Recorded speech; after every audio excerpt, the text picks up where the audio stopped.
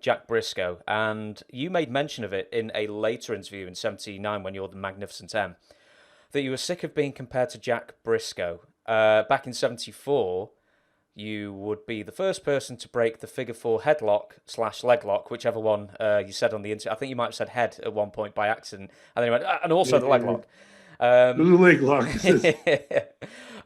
Jack Brisco, as far as I'm concerned, because I grew up with Big Daddies, Hulk Hogan's, Steve Austin's, The Rocks, and that kind of thing. Jack Brisco, just tights and boots. What made him so great? It's good. Well, he's an amateur wrestler. He got the business. He was easy to work with.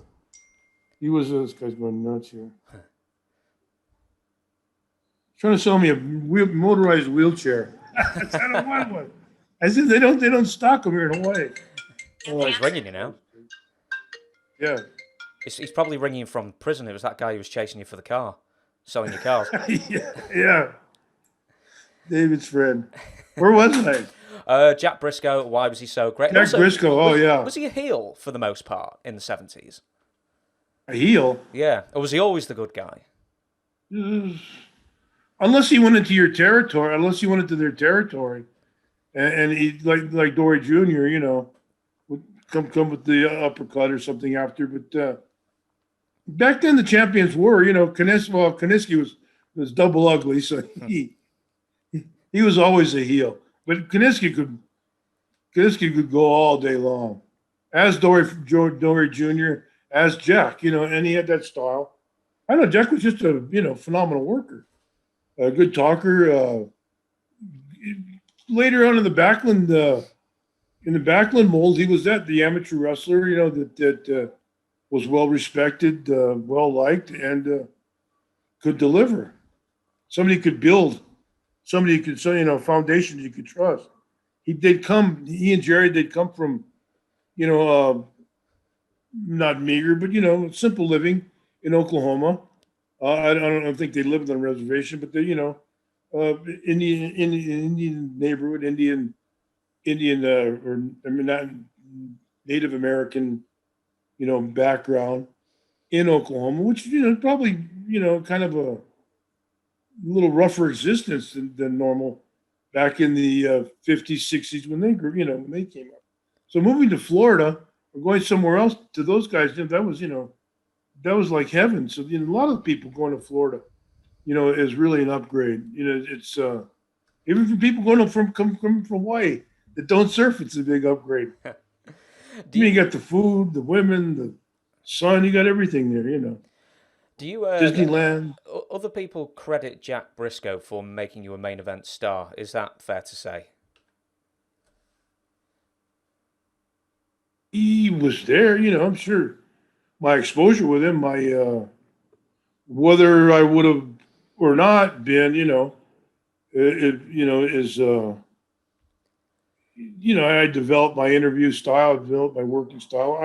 I had a working style when I had that looks like Jack Brisco and like Jack.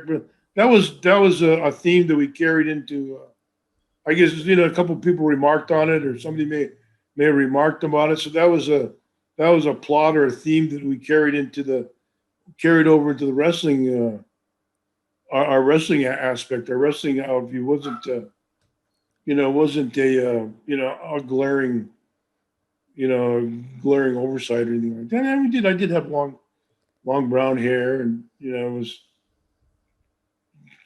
thinner. Why was Jerry not quite the superstar of Jack? Was he missing something, or bad timing, or always in the shadow, or what do you think? Well, Jerry got his share. I guess timing. He came after Jack. He did. He had good runs in Charlotte and later Florida and the territories. Jerry was the bookkeeper. Jerry did the numbers. So while I don't know if he was pushing himself or he wanted to get pushed, or Jack was out. Jack was out, sowing the fields. Jerry, they were buying up property. They're buying up all around Tampa Stadium. They bought up half of Tampa and everything else, So Jerry had his points as well. Yeah, doctored in books, buying apartments and buying houses down. I think they owned Stampa Stadium for a while. Did they really? No. Right. I was going to say, you really outfoxed me on that one. They did buy part of the Georgia territory that Vince McMahon bought Black Saturday. We won't go into that. But do you remember the brief time that the Briscoes were in the WWF before Jack just upped and left and just said, I'm done? Or were you not in the territory at the time? No, I worked with them a few times when they were there. They were around. Yeah, they were. We came back. I don't know where we came back from. When we landed, we were in Newark. Everybody's kind of. They were in a hotel. I was in an apartment with my family.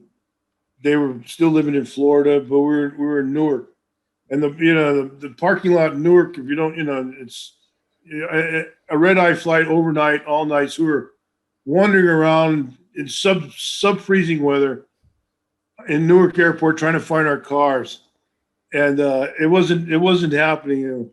If we're going to the right lot, or everybody's still in the fog from flying overnight, and the downers you took to go to sleep, and then trying to get back up, trying to find your car in the middle. And Jack was walking around in 15, 20 degree temperature, and he just says, I'm over this shit. I'm out of here. And that was it. That was the end of Jack Brisco in New York. That was the end. I can't believe you didn't say the same thing sometimes when you're in the snow. Jerry Brisco did remain. What was his role in the WWF in the 80s? Well, he left. He went home. He went home for a while. He was back. He was running Florida, and went back to the Florida office as well. This is before the big Battle of Columbus, Ohio, took place, and all the TVs started going all over the world. Yeah, he was back there with Florida, running Florida with Dusty and Steve Kern and a few of those guys. The CWF, Championship Wrestling from Florida. He was still there, and he came in later, as an office guy with Pat. So basically agent, or was he just liaison to agents? Yeah, agent, in-office agent though. He most of his work was. Well, when he came back, I was gone. So I don't know. I don't think he traveled though. I'm pretty sure he would just go up to Connecticut for part of the week, whatever it was, and then go back to and then go back to Tampa or go back to where the Monday night show was or their big show, and then go home. He commuted a lot. I don't think he ever took a home up in Connecticut. I don't know, but I would guess he didn't know.